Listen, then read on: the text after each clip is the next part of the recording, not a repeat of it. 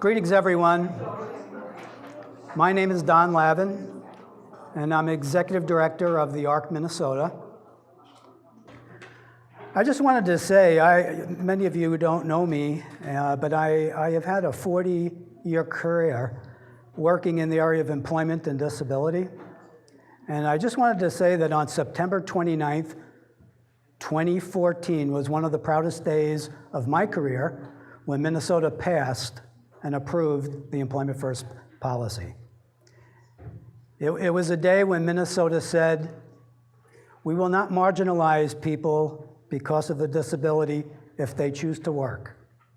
If you want to work, we're going to find the means, we're going to find the way to make that happen for you, because work is possible and work is a choice.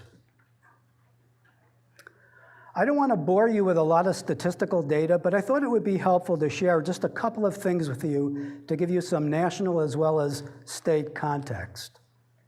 I'm kind of a research nerd, and I like to get on the line and look at how we're doing nationally as well as how we're doing in Minnesota. And we tend to think in Minnesota that we're ahead of everyone else.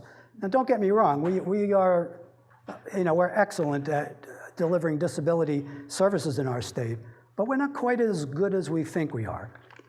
But first, a little bit about some national data. I was on the Department of Labor's website, and I go on there periodically to take a look at the employment participation rate of Americans with disabilities. And I don't know if you know what that looks like, but 19.8%, so less than 2 out of 10 Americans with disabilities are currently in the competitive labor force. And that compares to 68.8% for all Americans. By the way, this data is from May of 2015, so it's very fresh. I work, as I mentioned, for the ARC Minnesota, and we're part of a tri-level organization. We have a national office, the state, and we have regional chapters. Our national office in 2011 conducted a national study with families of individuals with intellectual and developmental disabilities. And they produced a report that's called the FINDS Study. And what they found in doing this research with families is that 85% of families responding said that their adult child, working age child, was not in the labor force. So only 15% of adults with intellectual and developmental disabilities nationally were in the labor force. Again, we tend to think that we're a little bit ahead of the curve in Minnesota, but here's a study I wanted to share with you out of the University of Massachusetts Institute on Community Inclusion. They produced a national report on employment and outcomes and studied every single state in the union. And what they found is that in Minnesota, 83% of the individuals with intellectual and developmental disabilities receiving waivered services were being supported in center-based work programs. 83%. That ranked number 1 in the country. Number 1. I don't think it's a distinction I'm particularly proud of. And then just one more study. The National Core Indicator study revealed that 31% of Minnesotans with disabilities were in some sort of a paid job in the workforce. Only 26%, 1 in 4, were working in individual competitive employment positions. But here's what I wanted you to hear. Of those that were not working, almost 60% said they would prefer to have a job. And here's the next one that's a little bit troublesome. For the people who don't have a job, less than half, it was only 40%, had a job goal in their individual service plan. So when we hear that people should have a choice, I think we all agree, we live in America, people should have a choice, but I don't think that choice is being honored.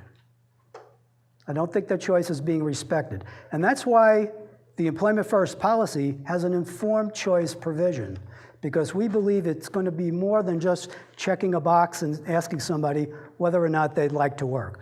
We need to supply families and people with disabilities with good information and we hope experiences, which will give them a basis for making a decision about whether or not work makes sense for them. Okay, I'm going to move right into my presentation. I was asked to speak about employment and disability and speak a little bit about some of the misconceptions around this particular topic. So I want to jump right in. Do any of these look familiar to you? I often hear when we ask people about why they're not working, we hear about no accessible transportation, that people work too slow, that people are too vulnerable to work, they're not going to be accepted by coworkers, they're going to lose disability benefits, they don't have the necessary and essential job skills, they're going to lose health care, they don't have access to employment funding. Well, as my slide says here, sometimes the common wisdom is not always grounded in real facts. Now, I want you to understand that some of what I have up here, there are partial truths, half-truths, and I'm not saying that supporting people to go to work is not complex. It is. It is indeed. I actually know a lot of people who have overcome particular issues on this page. And we're going to be speaking with a panel in a little while, and I'm going to be asking them about how they addressed some of these barriers in their pathway and journey to go to work. So I want to spend a little bit of time sharing some of the research with you because I would like to challenge some of the facts that we often hear about that are blocking people from their journey into the workforce. Before I do this, I want to ask you sort of rhetorically, where do you stand? Where do you stand on this issue of people with disabilities going to work in the workforce in the way that it was defined by my good friend Andrea?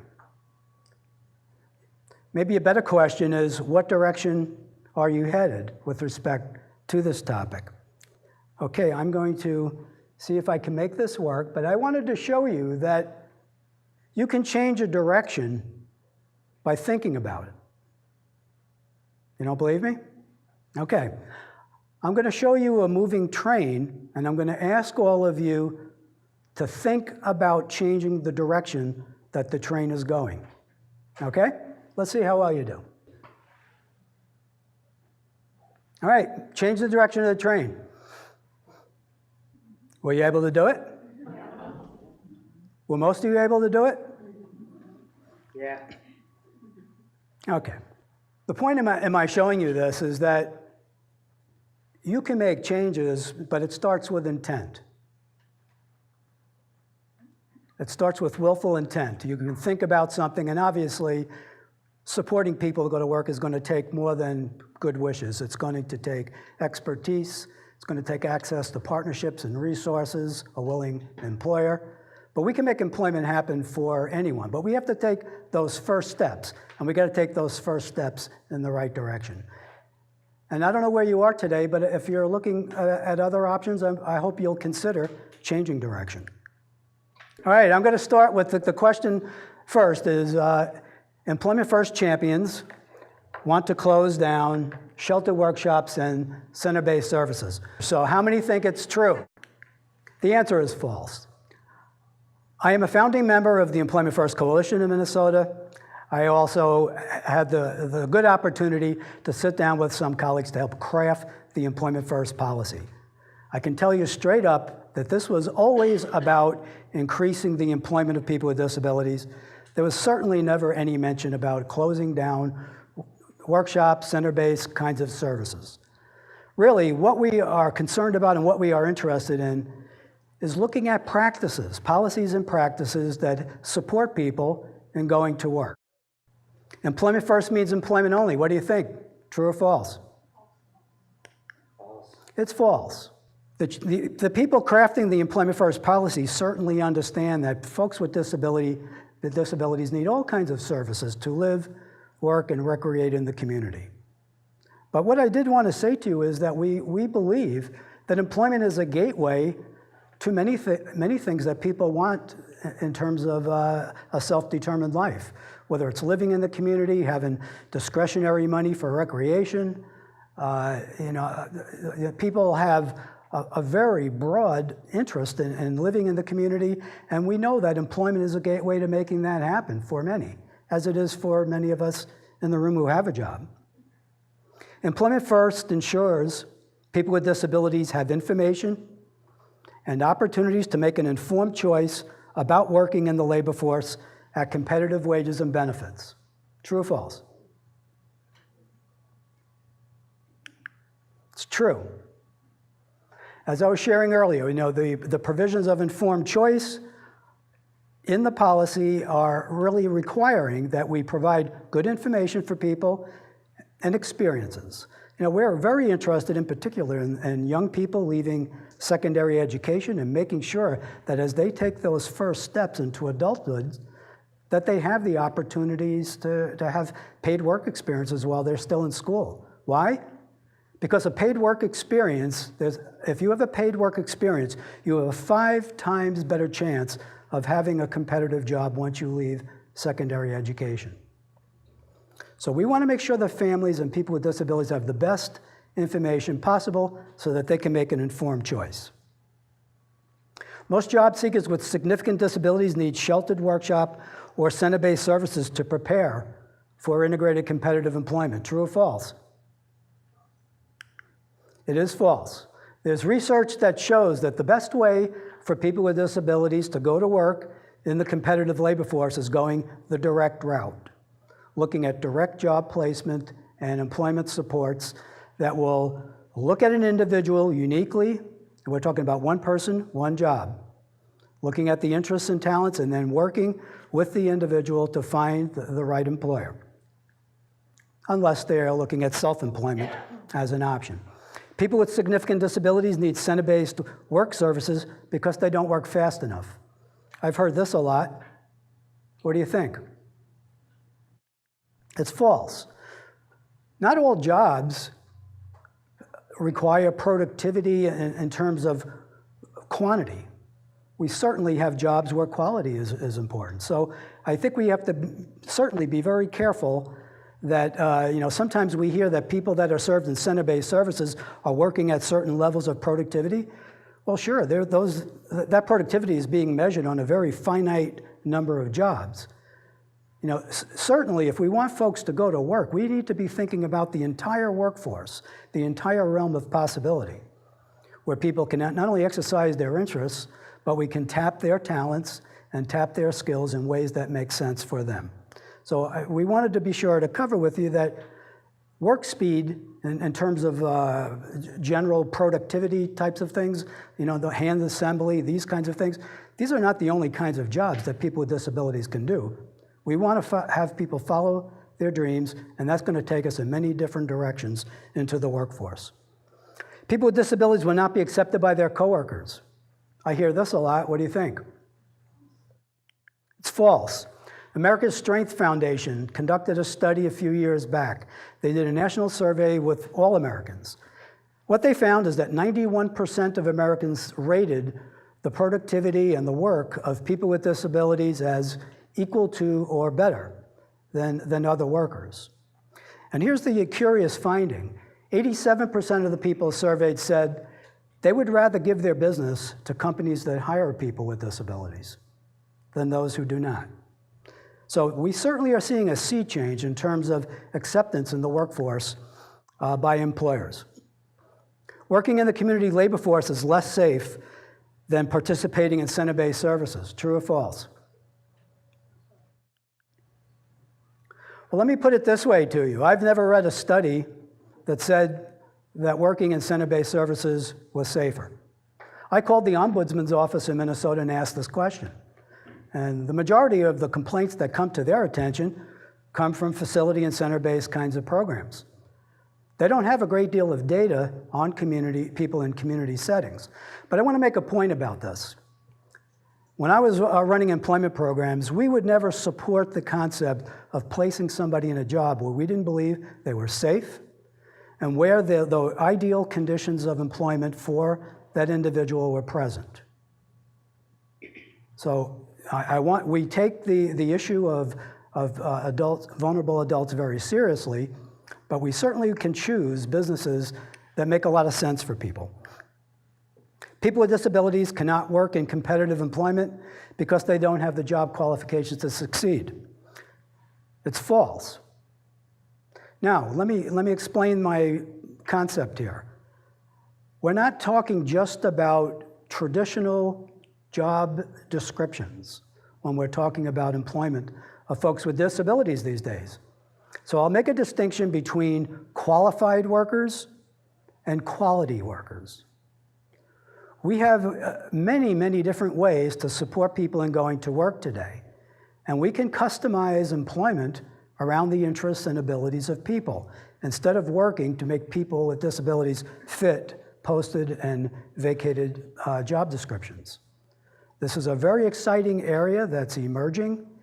We have new practices in assessment and planning called discovery. And the purpose of discovery is really to understand who people are. What are their interests? What are their innate skills and talents? And how can we support them and build jobs around who they are? People who choose work will lose their disability and health care benefits. We have people in the back who will probably agree with me that work is an asset. I was told by the Disability 101 people that 90% of the people that they work with are better off with a paid job. 90%. Healthcare benefits. Minnesota is a Medicaid buy-in state. There are sliding fee scales for people to access the health care that they need.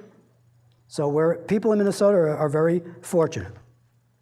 A parent guardian's expectations and influence about working in the workforce are key drivers to achieving integrated employment outcomes. What do you think? True or false? That's why we're holding tonight's event. It's also a reason why I am at the ARC Minnesota. I wanted to bring this message about the possibility of work to more families. Let me share this. I was just watching a video this last week. It was put on by the Kessler Foundation regarding a new research study that they conducted with people with disabilities, and they asked them about the barriers in going to work. In the top 5 were families. Now, this is not me. This is people with disabilities saying, it's my family that doesn't think that going to work is a good idea. This is one of the reasons why we want to get out in Minnesota and talk with family members, because we believe more people can work and could work if they have the blessings of their family and the support of their family to do so. People who leave center-based programs will lose their friends. True or false? It's false.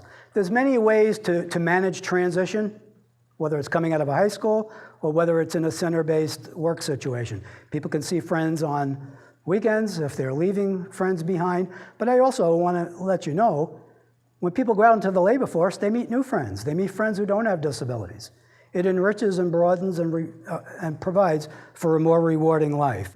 People working in competitive employment make more money than their peers. True or false?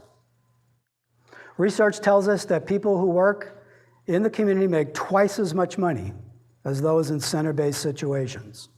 I just looked at the most recent annual report from DEED, the Department of Employment and Economic Development in Minnesota, with respect to the extended employment program. The average wage of somebody in supported employment, individual in support employment, was over $10 an hour. For individuals served in center-based services, and the numbers, by the way, were relatively equal in number, it was about $4.05 an hour. It costs more money to support people in the community labor force. True or false? It's false. The research tells us that it costs 74% more to support people in center-based types of services when competitive employment is a goal, as opposed to going the direct route. So I don't know whether some of the things I've been sharing here are resonating with you, but I just thought I would try to set some of the record straight with some of the facts. Finally, the decision about whether or not to work and where is an individual's right and choice. Of course. Of course. Nobody here is telling anyone what to do. We're simply saying it's possible, and we're trying to encourage people to consider a working life. I like to tell people you have a choice about whether or not you want to work. But you don't necessarily get to choose the consequences of that decision. And really what I'm saying is that when people move into center-based services, they're going to earn less money over their lifetime. Many who go into those programs will never leave. This is pretty much documented. And finally, the informed choice provisions require that we revisit this particular decision about whether or not people choose work. So it isn't a one-time, I don't want to work, and then you got a lifetime of moving in another direction. This provision says, let's revisit this question. People do change their mind, people grow in many different ways. Maybe work is going to be a better choice for them down the road. So why should working age youth and adults with disabilities choose work? Because they can. Because they can. And the research is very compelling about that.